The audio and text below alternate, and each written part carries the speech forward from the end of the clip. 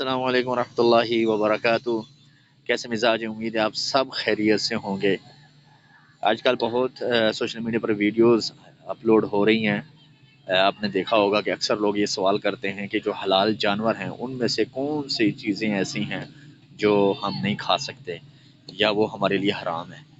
तो इस बारे में एक मुफ्ती साहब से सवाल किया गया किसी, मेरे ख्याल में मोहतरमा की तरफ से।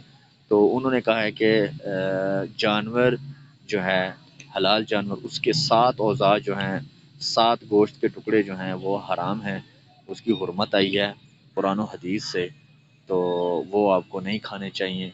तो आइए पहले हम उस वीडियो को देखते हैं कि वो मुफ्ती साहब क्या फरमा रहे हैं। क्या गुर्दे कपूरे हलाल है या हराम? अगर हराम है तो अहादीस या कुरान से कैसे साबित है? और अगर हलाल है तो आप बता दें, अगर हराम है तो भी बता दें। गुर्दों के बारे में तो हुक्म है कि गुर्दे तो मुत्तफ़क़ुन अलैहि हलाल है, इसकी हुर्मत की कोई दलील मौजूद नहीं है। रह गई दूसरी 7 अशिया, तो 7 अशिया के बारे में हमारे फुक़हा ने खुल के लिखा हुआ है कि ये 7 अशिया क्यों ममनूआ है। इसमें हुज़ूर सय्यद आलम सल्लल्लाहु अलैहि वसल्लम बारक की अहादीस तैयबा है। आप देख सकते हैं, हमारी तमाम फ़िक़्ह की किताबों के हवाले आपके सामने पेश की जाएंगे। उनमें देखें 7 अज़ा है जिसको खाने से मना किया गया है, उसमें से कुछ को कराहियत का हुक्म दिया गया है और कुछ को बिल्कुल हुर्मत का हुक्म दिया है। और जो मकरूह का लफ्ज़ इस्तेमाल करते हैं तो वो मकरूह भी मकरूह तहरीमी का लफ्ज़ इस्तेमाल कर जाते हैं। तो 7 अज़ा को आप सर्च कर लेंगे, इंशाअल्लाह आपको मिल जाएगा। फ़िक़्ह की कोई भी किताब उठाएं, मेरे ख़्याल में तो इस सवाल का पूछने की कोई ज़रूरत ही नहीं थी, क्योंकि ये इतना आम सवाल है कि हर बंदे को पता है कि 7 अज़ा क्यों ममनू है। लेकिन मेरे ख्याल में आपका ये ख्याल होगा कि ये कौन से हदीस से साबित है, तो आप अहादीस की किताब में किताब-उज़्ज़बाइह उठाएं, बुखारी में उठाएं, अब मुस्लिम शरीफ में उठाएं, अबू दाऊद में उठाएं, तिरमिज़ी में उठाएं।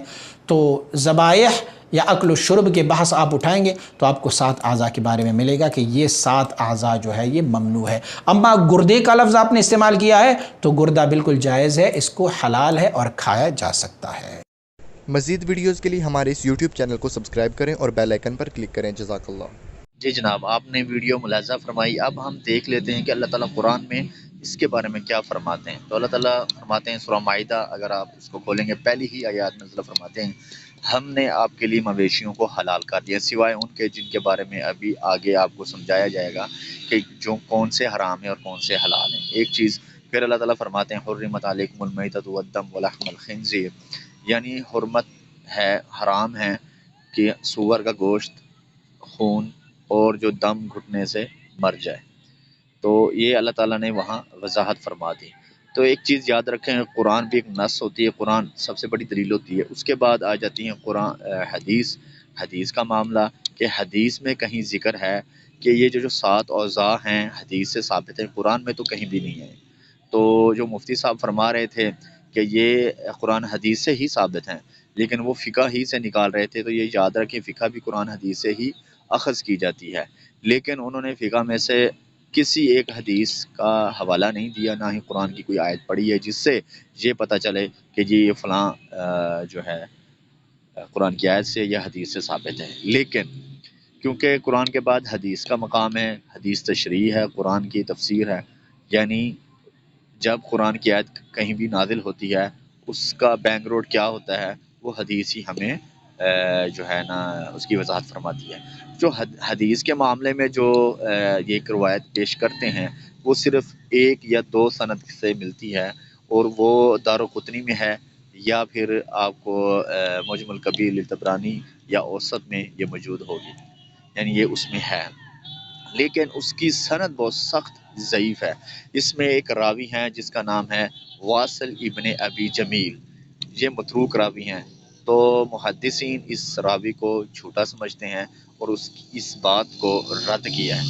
और जब रवायत ही ज़ईफ़ होगी तो फिर बुनियाद किस चीज़ के ऊपर रखी है आपने? बाकी चीज़ है हलाल जानवर के साथ होगा, उनमें से जो भी अगर आप उनको हराम समझते हैं तो उसके लिए नस पेश करें। याद रखें, अल्लाह की हलाल करदा चीज़ को आप हराम नहीं कर सकते तब तक जब उसकी हुर्मत अल्लाह से या रसूलुल्लाह से साबित ना हो।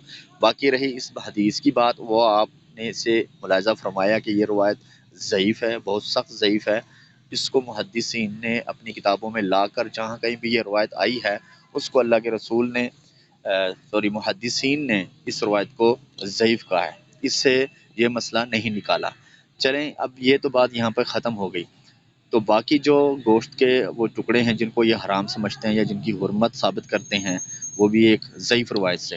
یہ یاد رکھیں، ہم ہرگز یہ نہیں کہتے کہ آپ پر جانور کا سارا گوشت کھانا واجب ہے، یہ آپ کی مرضی ہے، اگر آپ کو اچھا لگتا ہے تب بھی آپ اسے نوش فرمائیں، اگر نہیں لگتا تب آپ چھوڑ سکتے ہیں۔